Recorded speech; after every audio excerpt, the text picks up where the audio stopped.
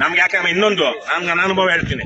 ಕೆಲವೊಂದು ಕಡೆಗಳಲ್ಲಿ ಹೋದಾಗ ನಮ್ಗೆ ಸ್ಥಳೀಯರು ಹೋಗಿರ್ತೀವಿ, ಆದ್ರೆ ಲೋಕಲ್ ಅಲ್ಲಿ ಕೆಲವೊಂದು ಗುಂಡಾಗಳು ಬಂದ್ಬಿಡ್ತಾರೆ. ನಾನು ಇಲ್ಲಿ ತನಕ ಯಾವನಿಗೂ ಎದುರಿಲ್ಲ, ಅದಕ್ಕೆ ನಾನು ನಿಮ್ಗೂ ನೀವಲ್ಲ ಗೊತ್ತಾಗ್ತದೆ.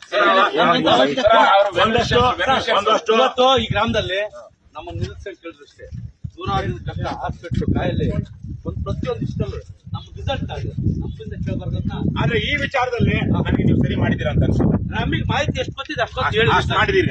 ನಮಗೆ ಮಾಹಿತಿ ಎಷ್ಟು ಗೊತ್ತಿದೆ ಅಷ್ಟು ಮಾಡಿದೀನಿ. ಮುಂದೆ ನೀವು ಹೇಳಿದ್ದನ್ನು ಫಾಲೋ ಮಾಡಿದ್ರೆ ಫಾಲೋ ಮಾಡ್ತಾರೆ. ಮುಂದಿನ ದಿನಗಳಲ್ಲಿ ನಮ್ಮ ಪಕ್ಷ ಸೇರ್ಕೊಂಡು ತಾಲೂಕ್ ಪಂಚಾಯತಿ ಮೆಂಬರ್ ಆಗಿ ನ್ಯಾಯವಾಗಿ ಬರ್ಬೇಕಷ್ಟೇ. ಯಾವನಿಗೂ ಹಣ ಹೆಂಡ ಹಚ್ಚಬಾರ್ದು ಓಟ್ಗೆ. ಸರ್ ಇವತ್ತು ಬಹಳ ಕಷ್ಟ ಇದೆ. ಬೇಡ ಮತ್ತೆ ಅಲ್ಲ ಬಹಳ ಕಷ್ಟ ಇದೆ. ಇದಿಲ್ಲ ಆದ್ರೆ ನಾನು 5 ಎಲೆಕ್ಷನ್ ನಿಂತಿದ್ದೀನಪ್ಪ, 5 ಎಲೆಕ್ಷನ್ ಸೋತಿದ್ದೀನಿ. ಖುಷಿ ಆಗಿಲ್ವಾ? ಯಾವನಿಗೋ ಎಂಡ ಕೊಡ್ಸಿ ಕಳ್ಳನ ಮಕ್ಕಳಿಗೆಲ್ಲ ಲೋಫರ್ಗಳಿಗೆ ಲುಚ್ಚಾಗಳಿಗೆಲ್ಲ ನಾವು ಮೈಂಟೈನ್ ಮಾಡಿ ಬಾರ್ಗಳಲ್ಲಿ ಡಾಬಾಗಳಲ್ಲಿ ಮೇಂಟೈನ್ ಮಾಡಿ ಗೆದ್ದು ಸಾಧನೆ ಮಾಡೋದೇನಿದೆಯಾ? ಏನ್ರಣ? ವೆರಿ ಗುಡ್ ಎಲ್ಲಪ್ಪ. 5 ವರ್ಷದ ಎಲೆಕ್ಷನ್ ನಡೆದಿಲ್ಲ. ಅದು ಮುಗಿತಲ್ಲ. 5 ವರ್ಷದ ಎಲೆಕ್ಷನ್ ನಡೆದಿಲ್ಲ. ಎಲ್ಲ 5 ಈಗ ತಾಲೂಕ್ ಪಂಚಾಯತಿ ಜಿಲ್ಲಾ ಪಂಚಾಯತಿ ಚುನಾವಣೆಗಳಾದ್ರೆ ಒಂದು ಲೀಡರ್ಶಿಪ್ ಹುಟ್ಟುತ್ತೆ. ಮಾಡಲ್ಲ ಈ ಲೋಫರ್ಗಳು. ಜೆಡಿಎಸ್ ಒಂದು ಮಾಡಿಲ್ಲ, ಕಾಂಗ್ರೆಸ್ ಒಂದು ಮಾಡಲಿಲ್ಲ, ಬಿಜೆಪಿ ಒಂದು ಮಾಡಿಲ್ಲ, ಎಲ್ಲಾ ಪಕ್ಷಗಳು ಅಷ್ಟೇನೆ. ಇವತ್ತು ಯಾವನು MLA ಇದ್ದಾನೋ ಅವನ ಮಗನೇ ಮುಂದಕ್ಕೂ MLA ಆಗ್ಬೇಕು ಅಂತ ಹಳ್ಳಿ ಜನ ತಾಲೂಕ್ ಪಂಚಾಯತಿ ಮೆಂಬರ್ ಆಗಿ ಜಿಲ್ಲಾ ಪಂಚಾಯತಿ ಮೆಂಬರ್ ಆಗಿ ಪ್ರಜಾಪ್ರಭುತ್ವವನ್ನ ಬಲಗೊಳಿಸಿ ಒಂದು ನಾಯಕತ್ವ ಹುಟ್ಟಿ ಅಂತಿಲ್ಲ ಅವ್ರಿಗೆ. MLA ಆದವನೇ ಎಲ್ಲ ತಿನ್ಬೇಕು. ನೀವೆಲ್ಲ 5 ವರ್ಷದ ಜಿಲ್ಲಾ ಪಂಚಾಯತ್ ಚುನಾವಣೆ ಆಗಿಲ್ಲ, ಅದನ್ನ ಮಾತಾಡ್ಬೇಕಪ್ಪ. ಇಲ್ಲಿ ಗ್ರಾಮ ಪಂಚಾಯತಿ ಮೆಂಬರ್ ಆಗಿದೆಯಾ?